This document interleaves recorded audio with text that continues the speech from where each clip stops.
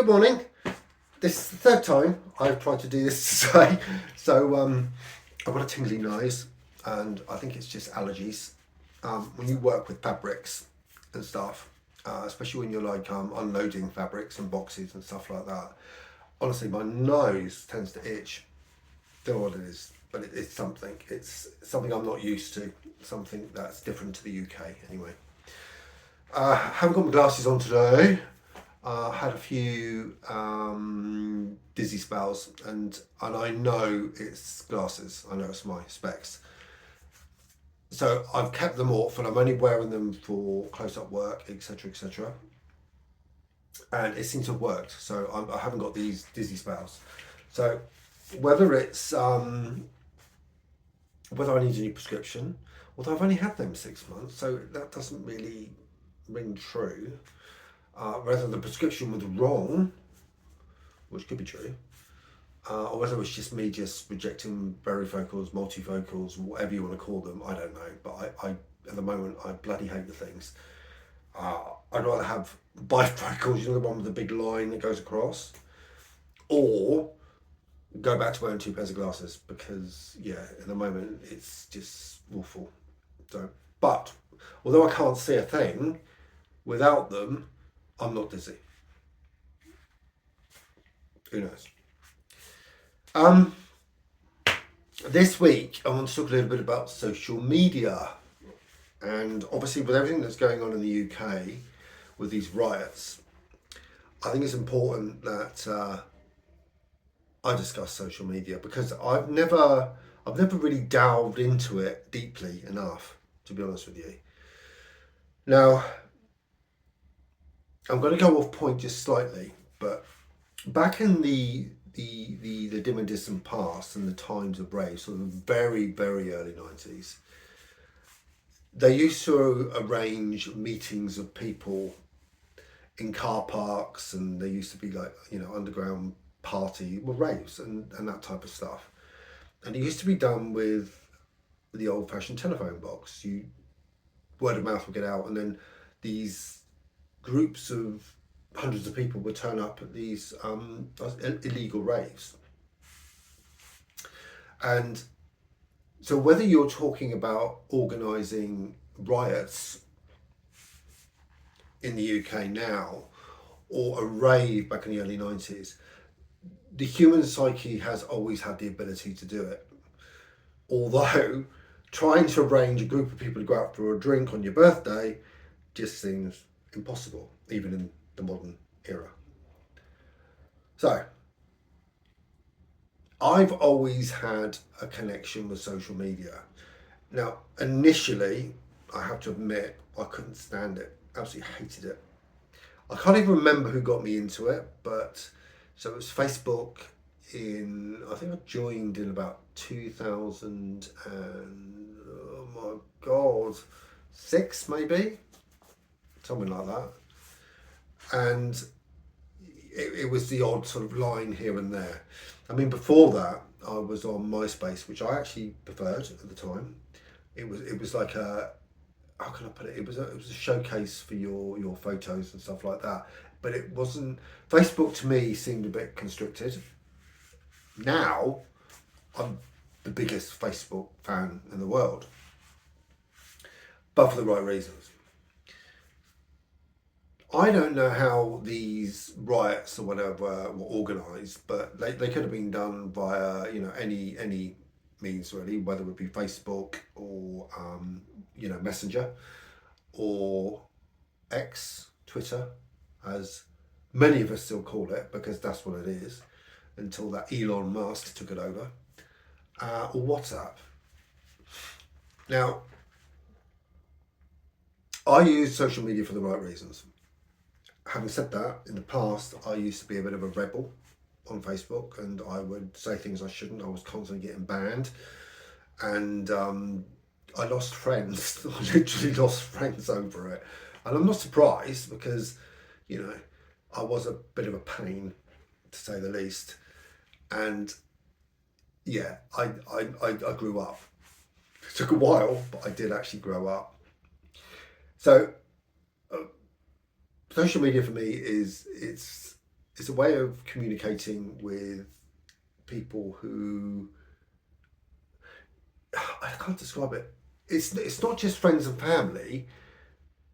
Somebody once said to me that I tend to collect things, and I do, and I collect people as well. So I collect connections, and I'm very lucky because I have lived all over the world. So I have connections from all sorts of people, whether it be from when I lived in Spain, whether it's from the UK, when I travel to Thailand or whatever. I have these connections, and it's great that I'm able to keep these connections in one place, and I can communicate with them, and I can talk to them, and I can send them messages.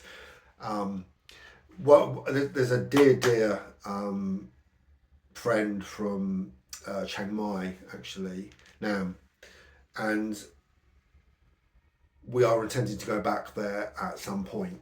We have a few other countries to see first. And Nam was fantastic. She took us everywhere. She showed us the sights, and she was a joy. And I follow her on Facebook, and we chat when we can. And it's nice to see the way other people regard her as well. I'm very lucky because my social media is a happy place. It's not a sad, horrible place. I do make the odd comments about politics because that's my interest. And as an individual, we all have free speech within reason. Elon Musk. Now, I am on Twitter. I don't use it in the same way I do with Facebook, but I do follow various individuals, and I do post occasionally from time to time. It's in the same way I do on Threads and other outlets. Elon Musk, actually, the owner of Twitter, has said some deplorable things. And there's nothing you, I, or any other government, or any government, can do anything about. Can't do anything about it. He's like a law unto himself. I don't like him as a person. I find him arrogant, to say the least.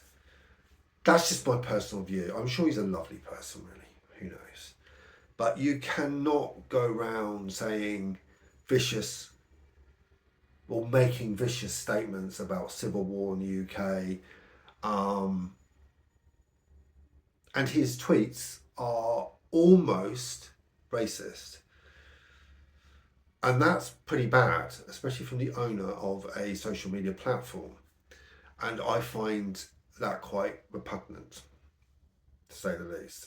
I have my own views about different things in the world, but there are certain things I would not make public for good reason. And he's a bit of a maverick, I suppose you'd call him. He likes to stir things up a bit. He's a bit like Nigel Farage here. He stirs things up and he watches it run wild, shall I say. And that's his forte. It's Farage's forte as well. Me and the other half were sat at home watching Farage this morning on GB News. Now, the man does talk sense in some cases, but most of the time, I feel not. He really should have supported the police unequivocally, but he didn't at all. What's this nonsense about two-tier policing?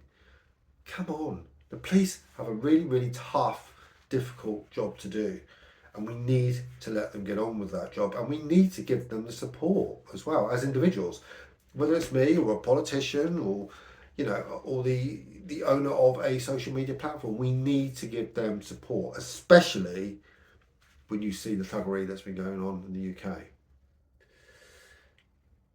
Social media has been a godsend, especially for a traveller like me.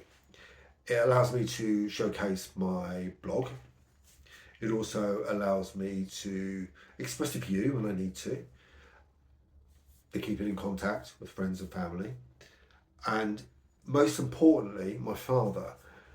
Now, my father, I was talking to him on Sunday, and I don't think he'd like to admit it. Look, he's nearly 77, and he quite likes Facebook, but it does rattle him, and it does wind him up a little bit.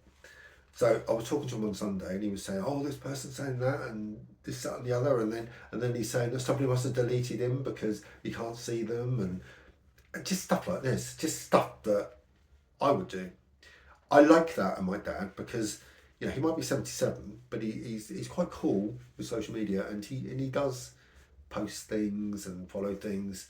But most importantly, I was able to upload every single photograph that my father had, my grandmother had, both my grandmothers actually.